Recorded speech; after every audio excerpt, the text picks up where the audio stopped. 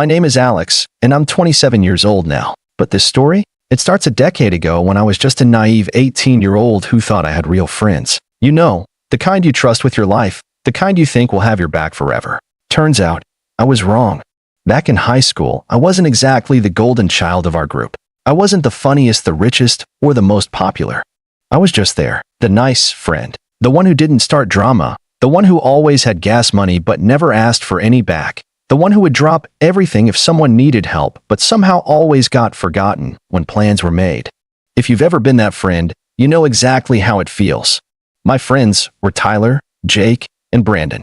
They were the kind of guys who peaked in high school, the ones who played varsity football, had rich parents, and could get away with anything because boys will be boys. And then there was me. I wasn't a loser, but I wasn't them. It wasn't like they openly bullied me or anything. No, their cruelty was more subtle. They'd invite me places only to forget to pick me up. They'd borrow money and never return it. They'd crack jokes at my expense, but always with that, "We're just messing with you" smile, as if that made it better. And like a fool, I let it slide. Until the night they left me stranded. It was supposed to be a fun weekend trip. A road trip to a cabin Tyler's parents owned a few hours away. I was excited. I didn't get invited to things like this often, and for once, it felt like I was part of the group. The drive there was fine. Lots of music, dumb jokes, stopping at gas stations for snacks, just normal road trip things. And then, somewhere in the middle of absolute nowhere, things changed. "Hey, Alex," Tyler said from the driver's seat, barely suppressing a grin. "Wouldn't it be hilarious if we just left you here?" Jake and Brandon snickered. I laughed too, because obviously it was a joke. Right? Wrong. The car slowed down, and before I could process what was happening, the door flung open. "Come on, dude," Jake said, still laughing. "You always figure things out. Find your way back." And before I could argue, before I could even reach for my phone, because of course, these fools had made sure I wasn't holding it, they shoved me out. The door slammed shut. Tires screeched. And then they were gone. At first, I stood there, stunned, waiting for them to turn around. Any second now, they'd realize this was a joke gone too far, right? Any second, they'd come back, laughing and telling me to get in. Except they didn't. Minutes passed. Then half an hour. Then an hour. And I was still standing there, in the middle of nowhere, with no phone, no money, and no clue what to do. At some point, I started walking. There wasn't much else to do. Miles of empty road stretched ahead, trees lining either side. The occasional car passed, but none stopped. Why would they? A random teenager walking alone at night on a deserted road? I probably looked like I was planning a horror movie jump scare.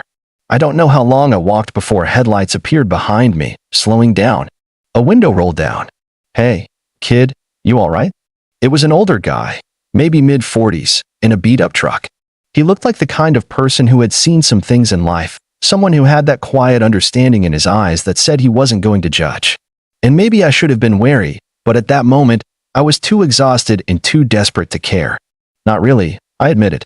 He ended up giving me a ride to the nearest town, where I managed to scrape together enough kindness from strangers to make a call and get home.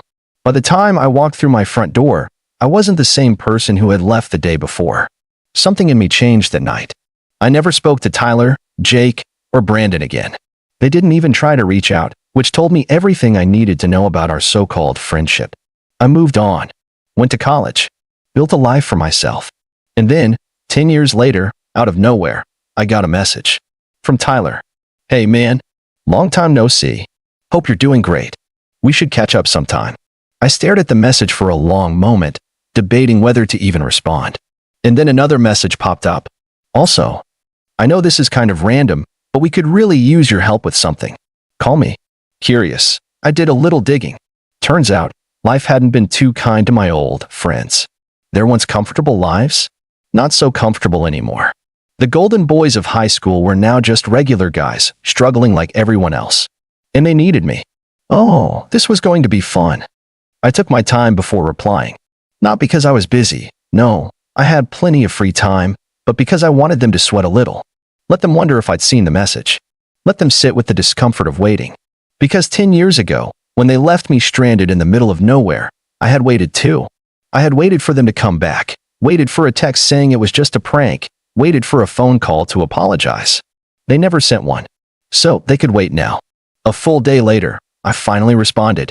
Tyler, wow, long time no see. Crazy to hear from you. What's up? I kept it casual, friendly. No indication that I still remembered what they had done. I wanted to see how far they'd go before they cracked. Tyler responded immediately, as if he had been sitting by his phone, refreshing the chat like a desperate ex. Dude, it's been forever. We should totally catch up. What have you been up to? The small talk face. He was warming me up before the ask. I decided to play along. Oh, just work stuff. Life's good. What about you? Man, things have been rough. Actually, that's kind of why I reached out. There it was. The hook. I leaned back in my chair, smirking. Oh, what's going on? And that's when the sob story began. Apparently, life had not been kind to Tyler, Jake, and Brandon. Tyler's dad, the guy who had always bailed him out of trouble and funded his carefree lifestyle, had lost his business a few years back. Without Daddy's money, Tyler had struggled. He had tried to start his own company, but it flopped. Now, he was buried in debt and desperate for investors. Jake, the once charming golden boy, had a bad gambling habit. Real bad. Apparently, he owed money to some people you really don't want to owe money to.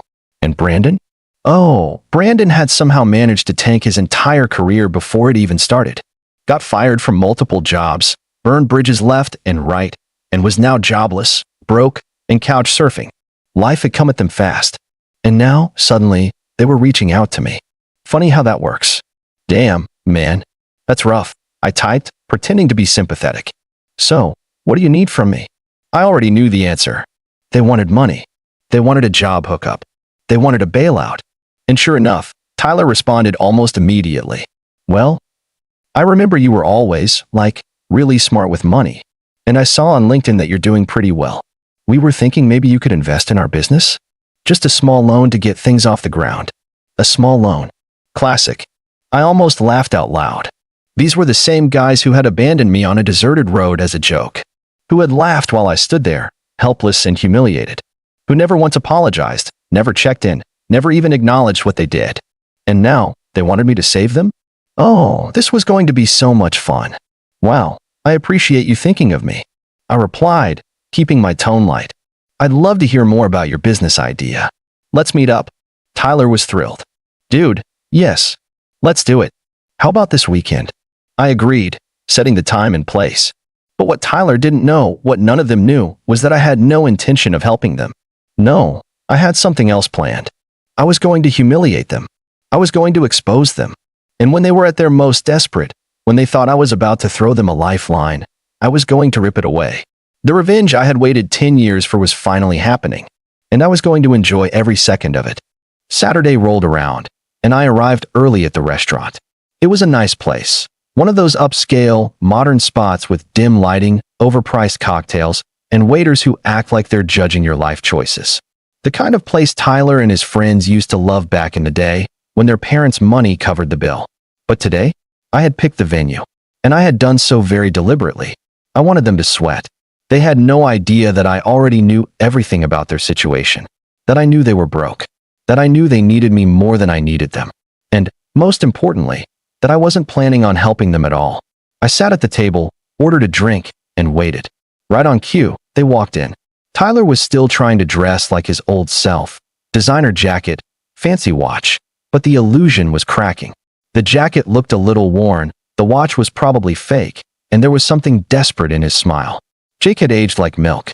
His confident, cocky posture was gone, replaced by something twitchy and paranoid. Probably the gambling debt eating away at him. Brandon looked rough. Just rough. He had always been the least put together of the group, but now he looked like he hadn't slept in days. The kind of exhaustion that only comes from making terrible life choices for years on end. I stood up, grinning like I was happy to see them. Guys, it's been forever, I said, throwing in just the right amount of fake enthusiasm. Tyler clapped me on the back like we were best friends. Dude, right? We were just talking about how much we missed hanging out. Oh, I bet you were. We sat down, ordered drinks, and for a few minutes, they tried to play it cool. We made small talk, reminisced about high school, laughed about old stories, except the one where they abandoned me on the side of the road like a piece of trash. That part, conveniently left out. But I wasn't in a rush. I let them get comfortable. Let them think I was buying their little act. And then, right when I knew they were ready to make their pitch, I leaned in, all fake sincerity. So, tell me about this business idea. Tyler practically lit up. Oh man, it's huge. Like, we've been brainstorming this for a while, and we just need the right investor to take it to the next level. Jake nodded. It's basically a startup that connects influencers with brand deals, but with AI integration. I almost snorted. AI integration? That was the go-to phrase for people who had no idea what they were talking about. Brandon, who had been quiet up until now, chimed in. And, we just need a little push. Just enough capital to really get things rolling. We're not asking for much. I folded my hands on the table, pretending to think it over. And how much are we talking? Tyler cleared his throat. 50,000. I stared at him, expression unreadable. Then I took a slow sip of my drink. 50,000. I repeated. Jake, misreading my reaction, jumped in. It's a sure thing, man. You'd be getting in early, so you'd own a huge chunk of the company. Brandon nodded, a little too eagerly. And, bro, it's not even about the money, really. It's about helping out your friends. There it was. The guilt angle. The same guys who had left me stranded in the middle of nowhere were now playing the friendship card. I couldn't hold it in anymore. I laughed. Not a polite chuckle. A full-on, amused, you've got to be kidding me laugh. Tyler's smile wavered. What's funny? I leaned back in my chair, still grinning. I mean, you guys do remember the last time we all hung out, right? Silence. Jake shifted uncomfortably. Brandon glanced away. Tyler forced a laugh. Dude, that was so long ago. Yeah, I said. 10 years. And funny enough, that was also the last time you spoke to me. Until now, of course. Now that you need something. Brandon, the weakest link, tried to salvage things. Come on, man, that was just a prank. We were kids. You know we didn't mean anything by it. I raised an eyebrow. Oh, so, when I was standing in the middle of nowhere with no phone, no money, and no way to get home, that was just good fun. Tyler groaned. Dude, why are you bringing this up now? We're trying to move forward. I nodded slowly. Yeah, you are. Because you need something. Jake, who had been silent this whole time, finally snapped. Look, man, are you going to help us or not? I exhaled sharply, as if I were really considering it. Then I reached into my pocket, pulled out my wallet, and laid a single $1 bill on the table. Their eyes flicked to it. Confused. There you go, I said, smirking. Don't spend it all in one place. Tyler's face turned red. Dude, are you serious? Jake was fuming. You think this is funny? Oh, absolutely, I said. It's hilarious. You ditched me in the middle of nowhere for a joke. And now, 10 years later, you're the ones lost, desperate for someone to help you. That's poetic. Brandon, who had been trying to keep the peace, finally cracked. Man, we came to you because we thought you'd be cool about this. You don't have to be a jerk. I grinned. Oh, I do. And I'm enjoying it. Jake shoved his chair back. Come on, this is a waste of time. Tyler glared at me. You're seriously not going to help us? I picked up my drink, took a sip, and shrugged. Not my problem. And with that, I waved the waiter over. Separate checks, please. Their faces were priceless. And this was only the beginning. Tyler's jaw clenched so hard I thought he might crack a tooth. Jake looked like he wanted to throw his glass at me, and Brandon? He just stared at the dollar bill on the table, as if hoping it would magically multiply. The waiter arrived, pen and notepad at the ready. Will this be all? I flashed my best smile. Yep. Just separate checks, please. Tyler let out a frustrated laugh. You're unbelievable. I shrugged. Just making sure I don't accidentally cover your tab. Jake muttered something under his breath that I was pretty sure wasn't a compliment. The waiter, blissfully unaware of the tension, handed out the receipts. As expected, their total was not small. This place wasn't just expensive, it was ridiculous. A meal here could set you back a couple $100 per person. And judging by the way Brandon's face drained of color, I had a feeling none of them had planned for that. Tyler tried to play it cool. He pulled out his card, flicking it onto the table with what I could only assume was supposed to be confidence. Jake followed suit, though he looked significantly less sure of himself. Brandon, however, hesitated. I watched, thoroughly enjoying the show, as he subtly checked his banking app under the table. Then, in a move that would have been impressive if it wasn't so pathetic, he casually leaned toward Jake and muttered, Hey, man, can you spot me? I'll pay you back later. Jake's eyes nearly popped out of his skull. Are you serious right now? Tyler's fake smile twitched. Dude, come on. Brandon, looking absolutely miserable, whispered, "I didn't know it was going to be this much." I sat back, taking in the disaster unfolding before me. This was better than I could have planned. Tyler groaned and swiped his card so hard through the reader that I was surprised it didn't snap in half.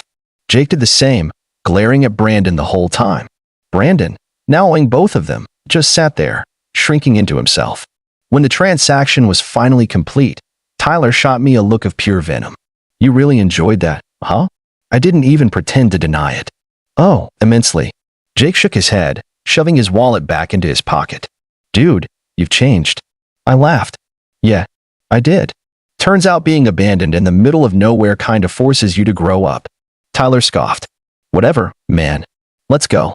They stood up, and for a moment, I thought that was it. That they'd storm out, lick their wounds, and maybe, just maybe, finally take the hint. But no, because Tyler had one more thing to say. "You know, it's funny," he mused, sliding his hands into his pockets. "For all the talk about how we left you behind, looks like you're the one leaving us behind now." I tilted my head, pretending to think about it. Then, with a slow, satisfied grin, I said, "Yeah, and it feels great." Tyler's nostrils flared, but he said nothing. Instead, he turned and walked out, Jake and Brandon following behind. And just like that, they were gone. I sat there for a moment, staring at the empty seats across from me. That should have been the end of it. But something told me, something deep in my gut, that this wasn't over. And I was right. Because 2 weeks later, they came crawling back. And this time, they weren't just desperate. They were begging. 2 weeks later, I got a message from Brandon. Then one from Jake. Then, finally, Tyler. 3 separate attempts, all with the same undertone of forced casualness, like they weren't practically groveling for a response. "Hey, man, long time no talk. Got a minute? Dude, we should catch up. Hope you're doing well. Hey, look, we might need a little help. Can we talk?" Ah, there it was. The real reason they were reaching out. They weren't suddenly interested in reconnecting. They needed something. And after our last little reunion at the restaurant, I had a pretty good guess what it was. I left them on read for a few days, just to make them sweat. Then, just when I figured their desperation had peaked, I finally responded. "What's up?" Brandon was the first to bite. "Look, dude, we're in kind of a tough spot. Business hasn't been great, and Tyler really needs some help. Can we meet up?" Tyler needs help? That caught my attention. I was curious, sure, but I wasn't about to make this easy for them. Help how? This time, it was Jake who responded. "It's a long story, man. Just, can you meet us?" We wouldn't ask if it wasn't serious. That sealed it. I had to see this for myself. "Fine. Same restaurant as last time. But you're paying." Tyler responded within seconds. "Done." I arrived at the restaurant to find them already waiting, looking significantly worse than they had 2 weeks ago. Tyler, usually the picture of fake confidence, looked exhausted. Brandon and Jake weren't much better, slumped in their seats like their souls had been sucked out. I sat down, leisurely unfolding my napkin while they watched me like I was their last hope. "So," I said, taking my time. "What's this about?" Tyler sighed, rubbing his temples. "Look, man, we're in deep. The business took some major losses, and we need an investor. A loan. Something to help us stay afloat." I raised an eyebrow. "And you're coming to me for that? I thought I was the nobody you ditched years ago." Brandon actually had the nerve to chuckle, though it was more nervous than amused. "Come on, man. That was a long time ago." I leaned back, crossing my arms. "Right. A hilarious prank, wasn't it? Leaving me stranded with no phone, no money, no way to get back? Man, I really saw the humor in that." Tyler gritted his teeth. "Look, we were kids. We didn't think it through." "Didn't think it through? You left me for dead, Tyler." My voice was calm, but I could tell it made them squirm. "You laughed while you drove off. And now? Now you're here, looking at me like I'm supposed to bail you out." Jake exhaled sharply. "Look, man, you've clearly done well for yourself. And we're just asking for a chance to fix things." A chance. Interesting choice of words. I tapped my fingers on the table. "And what exactly do I get out of this?" Brandon looked hopeful. "A partnership. We can work together, bring you in on the business." "It's a great opportunity," I cut him off with a laugh. "A great opportunity? You mean your sinking ship of a company? Wow, how generous." Tyler's patience finally snapped. "Are you just here to rub this in our faces? Or are you actually going to help?" I leaned forward, dropping my smile. Oh, I am here to rub it in. Every second of it. Because for years, you never once thought about how you left me in the middle of nowhere. Never once checked in. But now? Now that you need something, suddenly I'm important again. I let out a slow, satisfied breath. No, I don't think so. Brandon blinked. Wait, you're saying no? I grinned. Yep. Tyler slammed his hands on the table. You're serious? As serious as you were when you sped off that night. I stood, tossing a few bills on the table for my drink. Here's the difference, though. When you left me behind, I figured out a way forward. But you. I gave them a slow, pitying shake of my head. You're still stuck in the past. And now, you get to find your own way back. And with that, I walked out, leaving them just as stranded as they'd left me all those years ago. Let me know your thoughts in the comments.